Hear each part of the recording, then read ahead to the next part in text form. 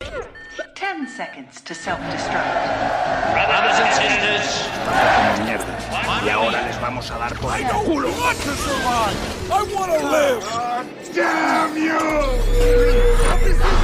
El pánico es global. Silent Breed is people!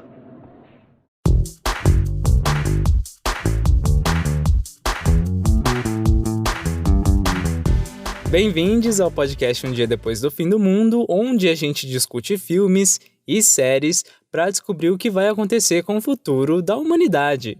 Eu sou Rafael, novamente aqui no Bunker 03, e estamos entrando mais uma vez no quadro Confessionário do Fim do Mundo. E é nesse quadro que a gente discute assuntos além dos filmes e séries pós-apocalípticos e distópicos.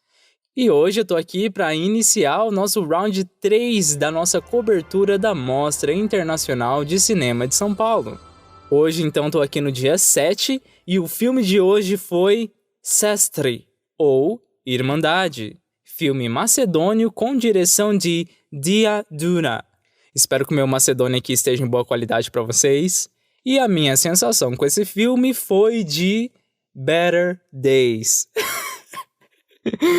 De novo eu com essas sensações que não existem, mas espera, eu tenho algum motivo para colocar.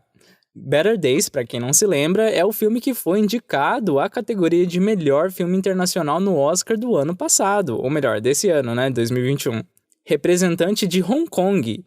E assistindo esse filme, Irmandade, eu fiquei muito com isso na cabeça. Eu acho que esse filme só foi escolhido para representar a Macedônia do Norte porque Better Days foi indicado nessa edição desse ano.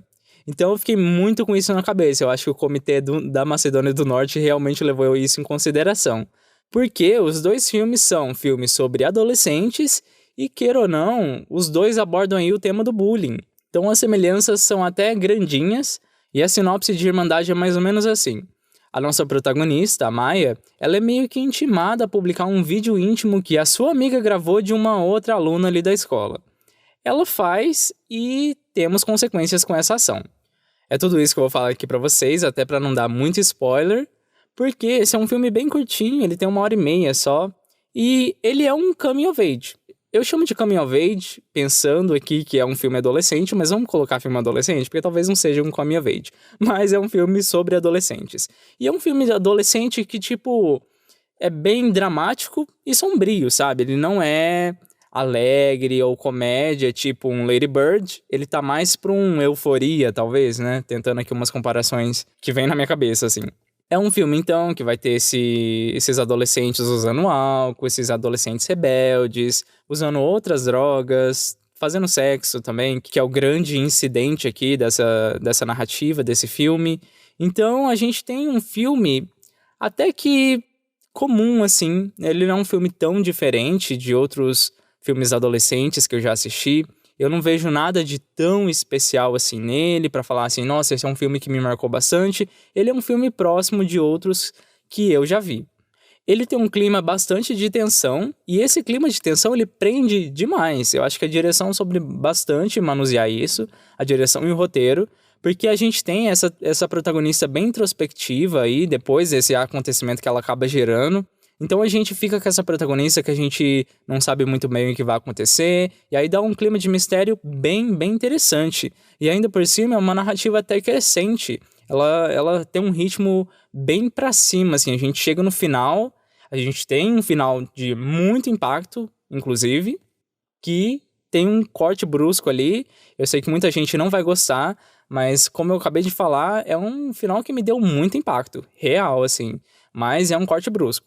Um corte brusco, eu tenho certeza que vai dividir opiniões aí, mas esse corte brusco realmente dá uma atenção, porque é justamente quando essa protagonista toma uma ação, que aí vem esse corte, aí a gente fica meio louco, assim, pelo menos essa que foi a minha experiência. Nossa, eu fiquei bem assustada, assim. Foi muito interessante, foi extremamente interessante, eu gostei de ter terminado assim. Quando terminou mesmo, eu tava pensando, acho que faltou criatividade aí pra colocar um desfecho melhor, mas não, eu acho que dá uma diferenciada também do que a gente tá pensando até de cinema americano, Mas é óbvio que aqui as referências também americanas existem, tá? Eu acho que, às vezes, por exemplo, as festas aqui parecem muito americanizadas, mas a escola, inclusive, eu preciso falar que eu achei essas escolas muito brasileiras. Eu já estudei numa escola igualzinha àquela, com as mesmas cadeiras, as mesmas lousas, tudo estragadas. Gente, as escolas com a infraestrutura horrível, igual as escolas públicas aqui do Brasil. Eu fiquei muito identificado com isso. Mas além dessa narrativa de mistério, que é a narrativa principal do filme, a gente tem uma discussão muito grande sobre amizade, que inclusive a segunda metade do filme acaba sendo o tema principal aí dessa narrativa. E inclusive a amiga da protagonista, ela é uma excelente antagonista, com certeza. Eu acho que ela é um bom contraponto pra Maya. As decisões dela são bem contrárias mesmo. Enquanto a nossa protagonista é um pouco mais passiva até esse final, a nossa antagonista, ela já é super diferente, ela que toma as atitudes. É por conta dela que acontece esse incidente incitante aí na narrativa. Então ela é um bom contraponto, eu gostei bastante. Acho que também na hora de falar um pouco dessa amizade, né, inclusive a amizade com os outros alunos também, acaba levantando também uma questão feminista, assim, de como as mulheres são retratadas nessa situação, enquanto o homem ali está retratado de uma outra maneira. É muito interessante esse ponto que é bem colocado no filme, é bem explícito também. Eu acho legal deixar explícito, até porque a gente está falando de um filme adolescente, então as coisas têm que estar claras também. E é interessante também que a gente, às vezes, pelo menos eu senti, né, um flertezinho com horror, ou até com alucinação. Eu acho que quem assistiu o filme sabe de que cena eu tô falando. Eu acredito que aquela cena foi uma alucinação e adoraria saber o que vocês também acharam dessa cena. É um filme que tem uma parte técnica também que eu achei muito interessante. Tem um uso de câmera fechada e essa câmera bem instável também, que dá essa sensação maior de tensão e de mistério. Uma sensação de suspense também constante no filme. A trilha me chamou muita atenção, essa trilha que abre e fecha. Ela é muito bonita, eu achei ela bem chamativa, mas muito bonita também. A gente tem um match cut de som numa cena ali que eu gostei bastante. Tava aqui nas minhas anotações, eu precisava falar. E as cenas aquáticas são todas muito bem fotografadas. Eu achei muito bonitas as cores, o cristalino da água, enfim, muito bonito. E falando em água, a água é um simbolismo aqui muito grande nesse filme. É o elemento que percorre o filme inteiro. Eu acho que tenta-se fazer um simbolismo com tudo, e a água realmente está relacionada com todos os eventos maiores do filme, todos. Seja a piscina, a chuva, o mar, o rio ali que existe no filme, enfim, muitas coisas. A água realmente é um elemento bem presente aí, um simbolismo legal. Pode ser um pouco batido, né? Até porque eu acho que esse filme ele é muito certinho, sabe? Ele é um filme bem certinho e talvez não dá esse... sabe esse errinho que a gente gostaria pra talvez gostar ainda mais do filme? Eu sinto que talvez foi esse o motivo de eu não ter amado totalmente esse filme, sabe? Eu acho que ele é muito perfeitinho mesmo, eu acho que essa é a palavra. Eu gostaria de algumas coisas que me dessem umas sensações diferentes, ou algumas cenas que me parecessem novas, e esse filme não tem muito disso, né? Inclusive o subplot da família que é colocado aqui, ele é um plot de apresentação. Eu não vi ele sendo muito desenvolvido, eu achei que dava pra cortar, talvez. Mas depois de tudo isso que eu digo que eu gostei muito desse filme, eu fiquei realmente impressionado. Eu acho que o final, ele realmente é um final brusco, mas é um final de impacto, pelo menos pra mim. O filme tava numa crescente, mas como eu disse, até o final brusco aí, é um filme que a gente tem aquela sensação de já vi antes, e não que já vi melhor, mas que existem outros filmes também iguais, né? Mas enfim, eu acho que esse final realmente me tirou da cadeira, assim, parece que eu queria ver mais do filme, e eu acho que isso é uma sensação boa, né? Quando você termina o filme, você quer ver de novo e quer pensar o que seria depois daquela cena. E é com isso que Irmandade vai receber o selo de aprovação aqui do podcast Um Dia Depois do Fim do Mundo. Tô muito ansiosa para saber se esse filme vai ser indicado na categoria de melhor filme internacional. Eu realmente não vi outros filmes que foram submetidos pelos seus países. Tem vários que estão aqui na mostra que eu quero ver, vou ver se eu consigo assistir e trazer a crítica aqui para vocês. Mas é isso, eu achei um bom filme e espero que os outros filmes que foram submetidos sejam tão bons quanto esse. Então é isso, gente, eu espero vocês no dia 8. Até mais! Bem-vindos ao dia 8 aqui da nossa cobertura da Mostra Internacional de Cinema de São Paulo. E hoje a gente vai comentar do filme El Perro que no Calla, ou O Cão que Não Se Cala, filme argentino com direção de Ana Katz. E a sensação que esse filme me deixou foi de metáfora da pandemia de Covid. Sim, tem uma razão para isso. A sinopse que foi a responsável por me despertar essa atenção nesse filme e o motivo pelo qual eu assisti. E na sinopse estava assim, falava que é um filme sobre a vida adulta do nosso protagonista, né, o Sebastian, até que uma catástrofe inesperada abala o mundo que pode estar chegando ao fim. Quando eu li essas últimas frases, eu falei, eu preciso trazer pro podcast porque apocalipse, gente, só pode ser apocalipse. E realmente, assistindo o filme, essa cena acontece, realmente a gente tem uma catástrofe aí que abala o mundo e definitivamente é um acontecimento muito parecido com a pandemia. E foi aí que eu tirei a minha sensação desse filme. Porque após essa catástrofe, as pessoas têm que ali se organizar basicamente como a gente está aqui durante a pandemia. Então, por exemplo, essa catástrofe veio assim do nada, como a pandemia, né? A gente não esperava. As pessoas têm que usar uma espécie de proteção no rosto para se proteger desse ar contaminado, entre aspas, porque o filme não chega a falar muito disso. E aqui no filme, em vez de uma máscara na frente da boca e do nariz, é uma bolha tipo capacete de astronauta, sabe? É muito interessante. E aqui no filme a gente tem uma regrinha a mais aí desse, entre aspas, apocalipse dele, né? Que o ar acima de 1,20 m que tá contaminado. Então, para baixo de 1,20 m não tá contaminado. E aí, no filme, a gente vê pessoas engatinhando, assim, para justamente não se contaminar e não passar desse 1,20 m contaminado de ar. E crianças, por exemplo, que têm abaixo de 1,20 m não se contaminam ali, entre aspas, né? Porque não é uma contaminação, parece que é um ar que deixa você desmaiar. Acho que é uma coisa mais ou menos assim. E fora isso, uma outra semelhança que tem com a pandemia é que no filme também eles têm uma expectativa de que, entre aspas, pandemia que aconteceu ali vai acabar rápido. Então eles falam que vai durar 6 meses e não sei o quê, só que vai passando o tempo e não vai acabando. Mas no filme sim, a gente tem esse problema resolvido aí no final. Só que a questão é que esse apocalipse é basicamente o fim do filme. E aí fica a questão, então o que tem no resto do filme? É só a vida do nosso protagonista, o Sebastian. O resto do filme, né, esse começo mais o meio, né, fora esse final, me lembrou bastante o Francis Ha. Acho que é do Noah Baumbach mesmo. Nossa, eu tô recomendando muito ele aqui. Mas enfim, me lembrou bastante esse filme, porque aqui a gente tem uma fotografia também em preto e branco. A gente tem uma narrativa que fala mais do cotidiano dessa pessoa, né, da vida adulta. Essa vida adulta mais realista e com uma certa comicidade também.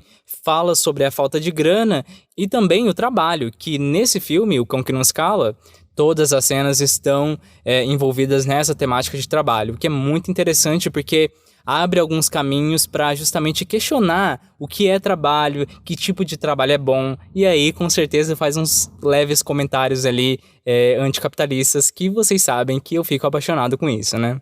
O título do filme, O Cão que Não Se Cala, é um problema dentro da narrativa com certeza, mas é resolvido bem rápido. Na verdade, o filme é todo assim. As coisas que acontecem ali, os problemas, são resolvidos de certa forma bem rápido mesmo, mas eu acho que é justamente para mostrar o quanto a vida é corriqueira, a nossa vida real mesmo, o quanto ela é fugaz, tentar emular a vida mesmo, sabe? Eu acho que um aspecto legal aqui desse filme é justamente essa comicidade que também tem em Francis Ha, só que nessa comparação com Francis Ha, né, que eu acabei estabelecendo aqui, eu acho que é um filme que eu não tive tanto interesse quanto o Francis Ha. É um filme que não tem um protagonista tão legal quanto a protagonista de Francis Ha. É um filme que não tem muitas novidades e talvez eu tô com esse senso de novidade justamente porque eu já assisti Francis Ha e aí como eu tô associando os dois, aí eu fico com esse pensamento, né? Eu acho que eu já vi isso antes. Só que é muito interessante esse elemento de ficção científica que não tem no outro filme, né? Só que mesmo assim a catástrofe ela não muda muito a vida dos personagens, né? O roteiro começa de um jeito e basicamente os personagens voltam a ser a mesma coisa que eram, sabe? Não tem grandes transformações. Então, realmente, é um filme cotidiano, bem pacato, eu acho que dá pra se dizer, apesar que sim, a gente tem problemas aqui muito graves, só que não é levado naquela dramaticidade, né, que a gente esperaria, por exemplo, de um filme de Hollywood, né? Uma coisa que eu preciso aqui pontuar para vocês da parte técnica é o uso das ilustrações. Muito, muito, muito inteligente, porque ela basicamente substitui possíveis efeitos visuais que teriam ali para poder fazer aquelas imagens, ou iriam ser imagens um pouco mais, entre aspas, assim, pesadas. Porque o filme não é pesado, por isso que eu tô colocando aspas. Ele é um filme bem leve, então foi muito legal substituir por essa ilustração. Então parabéns para toda a equipe e para a direção que provavelmente também participou da concepção dessa ideia, né? E é depois de tudo isso que eu digo que o Cão que Não Se Cala vai receber o selo de aprovação do podcast um dia depois do fim do mundo. É um filme que é muito corriqueiro, muito cotidiano mesmo. É um filme, como eu falei, nesse ritmo um pouco mais pacato, apesar que a gente tem sim alguns grandes problemas aqui que o nosso protagonista tem que enfrentar, mas não é levado naquele tom dramático. É um tom bem leve, com um pouquinho de comicidade. É um filme muito interessante. Quem gostou de Francis Ha talvez vai gostar desse filme. Como eu falei, eu acho que ele não é tão instigante como Francis Ha, mas eu acho que é uma boa pedida sim. E com isso a gente termina aqui o nosso dia 8 e eu espero vocês agora no dia 9. Bem-vindos ao dia 9 aqui da nossa cobertura da Mostra Internacional de Cinema de São Paulo. E o filme de hoje é Retour Reims Fragments, ou Regresso a Reims Fragmentos, documentário francês com direção de Jean-Gabriel Perriot. Espero que eu tenha acertado aqui no meu francês. E a minha sensação com esse filme foi de impacto. A sinopse dele é simples, ele vai contar aí basicamente a história da classe trabalhadora francesa a partir ali da década de 30, finalzinho da década de 30, enquanto ele vai narrar a história de vida da família da nossa narradora principal.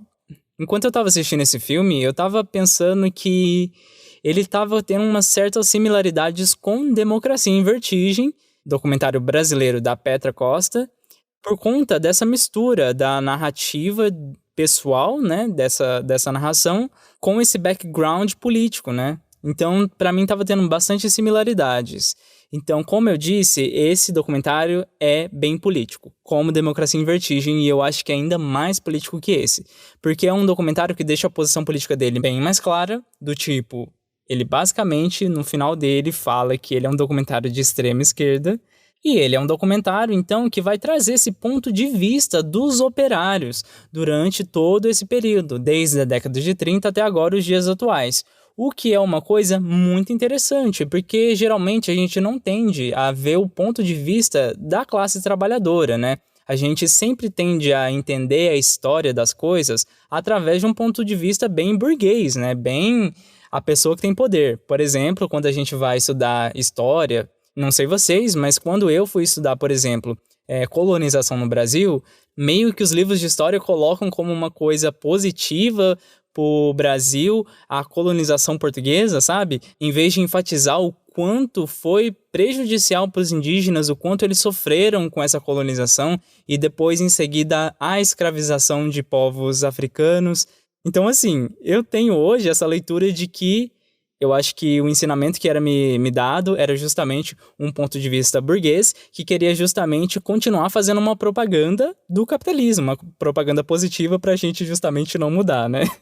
E esse documentário vai fazer totalmente o oposto. É muito interessante que através desse ponto de vista dos operários, a direção e o roteiro também, enfim, todo mundo da equipe, acaba fazendo um retrato também muito empático, do tipo sempre reforçar que as atitudes daqueles trabalhadores, mesmo que a gente acha dúbias assim, tem um motivo, e esse motivo é justamente a ordem social que a gente vive, né? Por isso que essas pessoas agem assim, por isso que essas pessoas se comportam assim, por isso que elas teve tais oportunidades. Então é um documentário extremamente empático, isso foi muito bonito.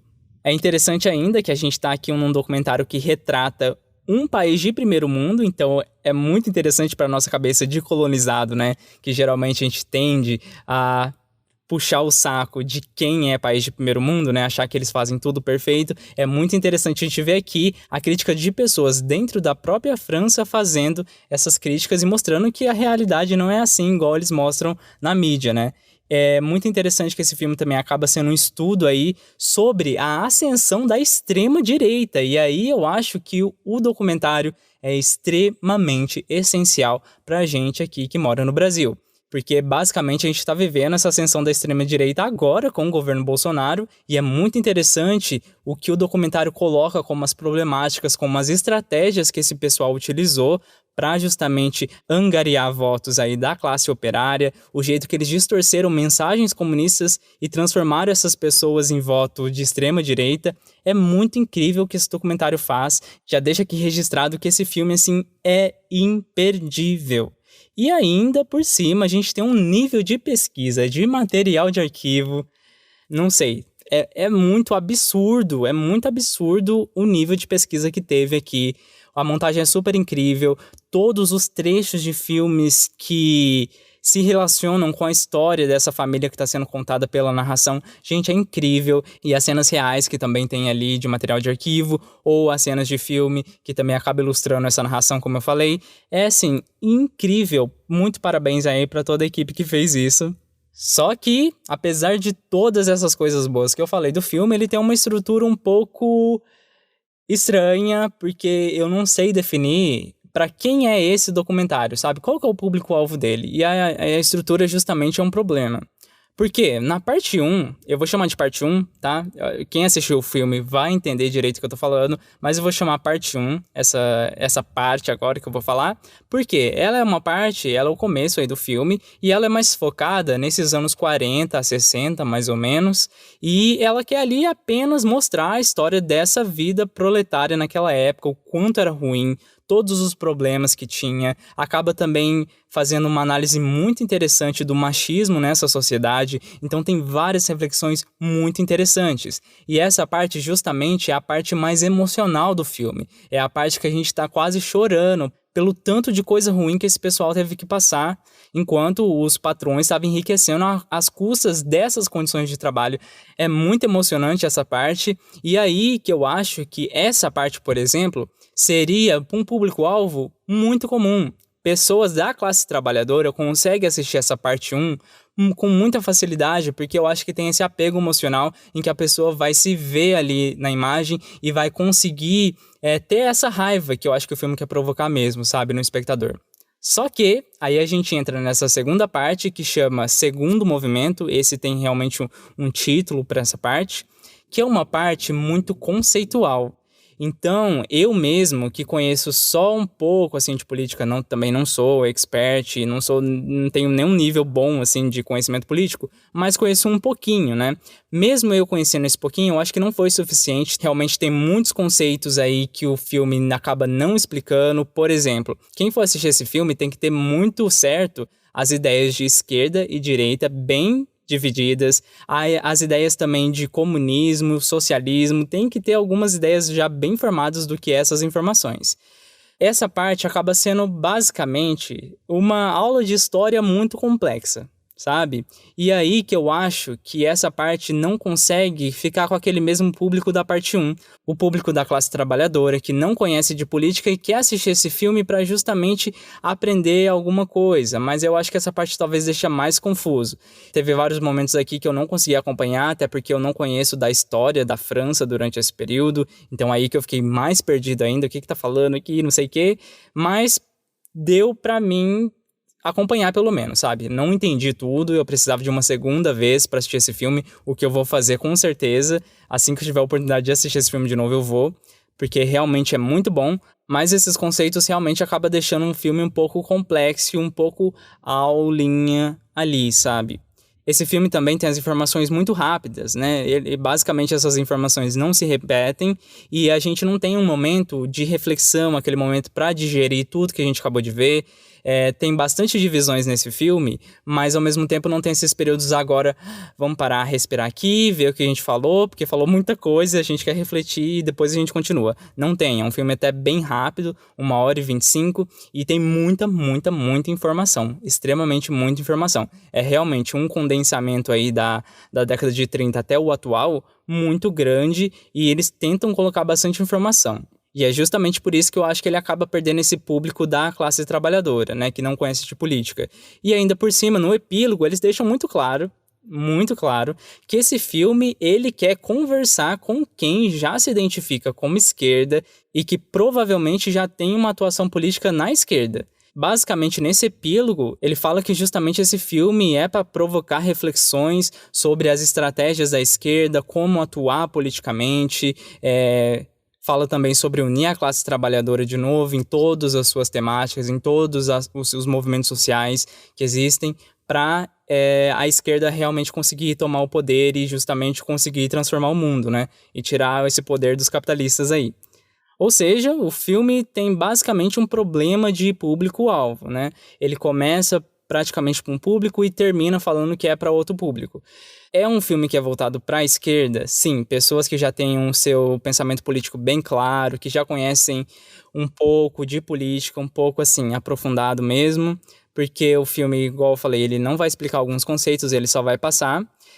Mas eu acho que por conta dessa parte 1, compensa passar para qualquer pessoa. Eu acho que a dica é justamente foca na legenda, pega todas as palavras que aparecem ali, tenta entender tudo e vai. Eu sei que tem muita informação na imagem, mas assim, foca na legenda, porque o áudio realmente é uma coisa muito importante, porque é aqui que tá todas as informações principais. Então foque ali, tente entender aos pouquinhos, e eu acho que esse filme é justamente um projeto para se digerir aos poucos. Numa próxima vez que você assiste, depois uma outra, e assim vai. Eu acho que quem já conhece dessa parte política profundamente e que pertence aí a essa esquerda já política atuante, eu acho que vai ser um filme que talvez numa primeira vista já consiga tirar todas as informações, todas as mensagens ali que o filme quer passar. Uma pessoa que não conhece talvez vai ficar um pouco perdida, como é o meu caso, tá, gente? Mas no fim, eu entendi a mensagem que o filme quis passar e o principal, eu concordo com muita coisa que o filme falou ali. Foi um filme extremamente interessante, foi uma experiência incrível.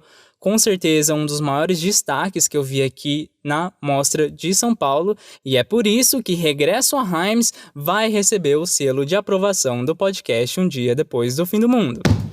Esse filme é realmente urgente aqui pra gente que é brasileiro e quer entender um pouco dessa extrema-direita que aconteceu lá na França.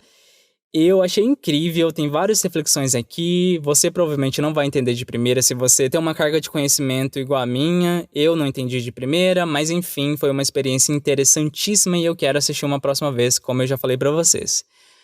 E é aqui, gente, que a gente termina a nossa cobertura da Mostra Internacional de São Paulo. Foram 3 episódios aí super legais, com 9 filmes aqui que a gente fez crítica, e eu quero muito saber o que vocês acharam aqui dessa cobertura. Vocês querem mais ano que vem? Diga aí pra gente. Eu não digo com certeza que esse é o episódio final, talvez aconteça de eu conseguir acesso a outros filmes e aí eu venho fazer um episódio extra, mas eu já digo de antemão que é melhor não esperar muito, não ter esperanças, então eu vou considerar esse o episódio final mesmo, tá? Eu quero que vocês então nos sigam nas redes sociais, no Twitter e no Instagram, @depoisdia, no Facebook, /depoisdia, e no YouTube vocês encontram a gente como o canal Um Dia Depois do Fim do Mundo.